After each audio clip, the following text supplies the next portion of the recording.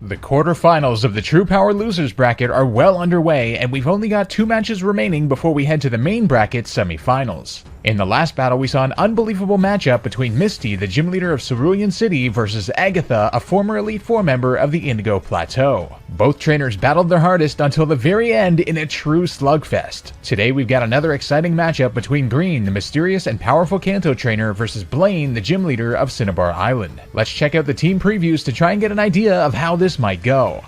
Green comes in with her very balanced team with a good mix of defensive, tank-like, and fast offensive Pokemon, and it appears Blaine is going to have to look out for her Blastoise and Clefable in particular. Blaine, on the other hand, is rocking his Sun team with huge power behind it, but also a couple of defensive Pokemon that might cause Green some trouble, like Torkoal and Rotom-H. Word has arrived that our trainers are ready for battle, so let's get down to the arena for what is sure to be an intense match.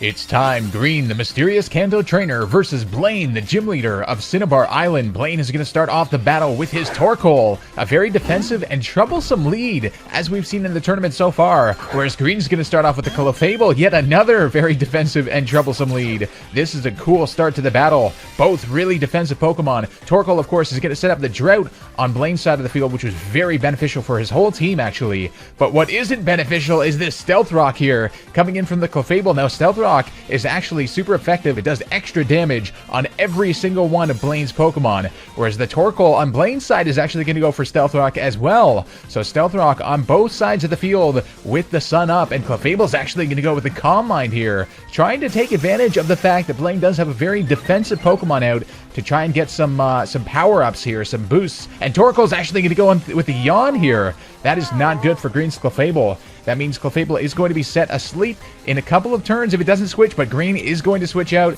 A good play there, and coming out with the Blastoise. Now, Blastoise is an interesting Pokemon for Blaine's team, because Blaine does, of course, have the Sun out, so Water-type moves are actually lowered in terms of their power. And the Rapid Spin coming in from the Torkoal here, getting rid of the Stealth Rocks. That is key for Blaine. A very, very good move from him, perhaps knowing that Green would switch after all. But now, the Blastoise, making a Mega Blastoise prominent on the field. Mega Blastoise is here, going in with a Rapid Spin now. Going to be able to get rid of his own Stealth Rock, so both teams really do not want that Stealth Rock on their side of the field. But now Torkoal, of course, can come back in with the Yawn. Maybe setting up another switch on Green's side. We'll have to see if Torkoal can take advantage of it this time. Let's see the Kangaskhan coming out on Green's side of the field. Now, Kangaskhan has caused some trouble for a lot of trainers, and Torkoal's actually going to reset up the Stealth Rocks again. So that Rapid Spin not doing a whole lot, to be honest. But now the sunlight has faded, and we got Torkoal up against Kangaskhan. Kangaskhan going for the Fake Out. It actually does a decent amount of damage, given that it is a priority, very weak power move, but it will flinch the Torkoal. And now Kangaskhan going for the Dizzy Punch, perhaps hoping for the Confusion, and it gets it too! The Confusion on the Torkoal was successful. So that Torkoal is going to have to struggle with that, and yes, it does hit itself in Confusion. So a decent play there from Green, and now Kangaskhan can take advantage of it with the Earthquake. Super effective Earthquake on the Torkoal, but Torkoal is very physically defensive, and it does tank that pretty well. So Torkoal, oh, and it has the Citrus Berry too. Citrus Berry on the Torkoal, bringing it back up to right around half health. Not quite over half, but we'll have to see if Torkoal can make it through the Confusion this turn. It does! The Lava Plume on the Kangaskhan. Of course, not powered up by the sun, but it will get the burn! The burn on the Kangaskhan, that is crucial, because Kangaskhan, of course, does operate using its physical attack, which is going to be lowered by the burn in addition to some damage. And Blaine is now going to switch out into the Rotom. The Rotom-H is on the field now. Perhaps a good switch there. It is also quite defensive, but the Dizzy Punch, will it confuse? No, and that Kangaskhan's not doing much damage at all because of that burn. It would have done a decent amount without the burn, but oh, that is not looking too good. And another Dizzy Punch, but it doesn't confuse again, and the Overheat coming in from the Rotom now and taking the Kangaskhan out in one hit. Rotom's special attack will drop though, but Kangaskhan getting KO'd by it. And though, what is this? This looks like a White Herb, the White Herb item on the Rotom. So its special attack will actually be healed up right back to full. So it will not have a drop at all. A good item there on Blaine's Pokemon, but now the Volt Switch coming in.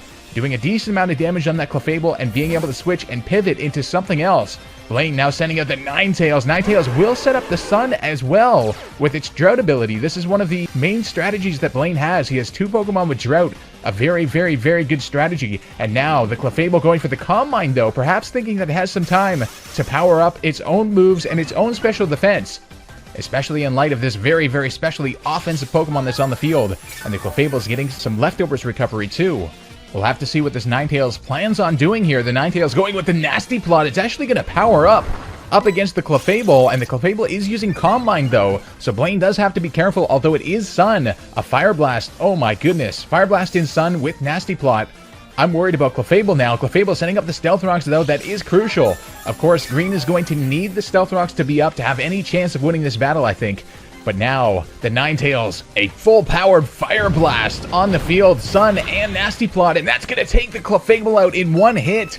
Clefable getting absolutely demolished, and now Green is suddenly in a very scary position, perhaps not expecting that Nasty Plot power-up from the Ninetales, and now the Gengar is on the field. Gengar will outspeed, but can it take the Ninetales out with one hit? I doubt it. No, Ninetales has a decent special defense, and now Ninetales, another Fire Blast. Will this be another KO? It looks like it. Yes, the Gengar going down as well. That Ninetales is terrifying, as we have seen. Now Green sending out her own Ninetales, which might outspeed. Perhaps Green is confident in the speed set that it has on it. Maybe Ninetales. No, Blaine actually withdrawing his Ninetales, perhaps not having full speed investment and not wanting that thing to get KO'd. So now the Ninetales is on the field in the Sun, and now Magmortar is coming out. And now Green's setting up her own Nasty Plot on Ninetales. This is really interesting, although the Sun is going to fade, so it won't have quite as much power as Blaine's did. But now the Magmortar going for Psychic, getting a good amount of damage off. That will be a 2-hit KO. If it can survive this Fire Blast here, it does. The Sun is not going to help that at all. It is not out anymore after all. But now Green switching out from the Ninetales, going into the Blastoise to try and tank, I guess, a Psychic, if that is the Choice Scarf Magmortar we have seen so far, and it looks like it is. The Psychic coming in again on the Blastoise. How much will this do? No, not a whole lot. Blastoise really tanking that. Mega Blastoise, of course. And another Psychic coming in from the Magmortar. We'll have to see what Blastoise plans to do here. Water Pulse! That will be almost a guaranteed KO on the Magmortar, doing a huge amount of damage. Magmortar is down, and Water Pulse is, of course, boosted by Mega Blastoise's Mega Launcher ability. So this is going to be quite crazy, but Arcanine now coming out on the field. Arcanine getting hurt by those Stealth Rocks as well. Intimidate won't do much on that Blastoise, of course. But now Arcanine will outspeed. It looks like this might be the end of Mega Blastoise. The Wild Charge will take it down. Mega Blastoise going down to the Arcanine. Green is looking to be, as the battle passes on, in a scarier and scarier position here. But now sending out the Ninetales, restarting the Sun. Now Ninetales, in terms of base speed, does actually outspeed the Arcanine. And setting up the Sun again, 18 HP after the Stealth Rock damage. This is getting pretty crazy really quickly. We'll have to see what Ninetales can do. Fire Blast! Looks like it doesn't have a neutral damage move on it, so not going to do too much. Getting a good amount of damage though, but not going to KO the Arcanine. And it was a crit, but that does not matter. That Ninetales was going down no matter what.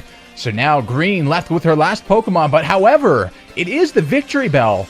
And the Victreebel in Sun is going to have its speed boosted by its Chlorophyll ability. So Green might be able to pull something off here, but this does not look too hopeful. So we got the Poison Jab going on the Arcanine, taking the Arcanine down. But this is a Grass-type Pokemon versus, I think, now 4 Fire-type Pokemon. This is going to be something else. Now we've got Torkoal coming out on the field, but it is going to get hurt quite a lot by the Stealth Rocks there. Torkoal is a very defensive Pokemon, a very physically defensive Pokemon. Another Poison Jab, outspeeding and going on the Torkoal, and it takes it down. Now this is something interesting indeed. Are we about to witness something special here? Blaine now sending out his Rotom. Rotom is at decent health. Will get hurt by the Stealth Rocks as well, but I don't know. The Rotom is quite defensive. Poison Jab on the Rotom. Will it take it out again? Will this be 3 for 3? It is! This Victreebel is absolutely tearing through Blaine's team, the exact opposite of what you'd expect. Victreebel is a Grass type after all. Now the Ninetales coming out from Blaine. Now the Sun should go after this. Oh, this was a smart play by Blaine here, actually. Ninetales being sent out now so that it doesn't reactivate the Sun on the next turn, and Ninetales getting taken down by the Victreebel. Blaine's got one Pokemon now. If I'm correct, I believe the Sun will go down after this turn. Yes, no more Sun, so a smart catch by Blaine there, but the Charizard is his last Pokemon, doing massive damage from that Stealth Rock. Right about half on the Charizard, but now Charizard can respond. Will it take the Victreebel out to take the match? It looks like it will. Yes, the Charizard being able to save Blaine. That Victreebel was absolutely demolishing his team, but he made a really smart play. A good catch by him, making sure not to send out the Ninetales as his last Pokemon, because that would have been, even though it is faster than Charizard, that would have been a very disastrous move from him, resetting up the Sun to get taken down. Wow, what a match that was. A gym leader defeating Green. Green is that mysterious, powerful trainer. She doesn't have any titles, but we know that she's a really strong trainer, and Blaine perhaps pulling a little bit of an upset there against her very balanced team.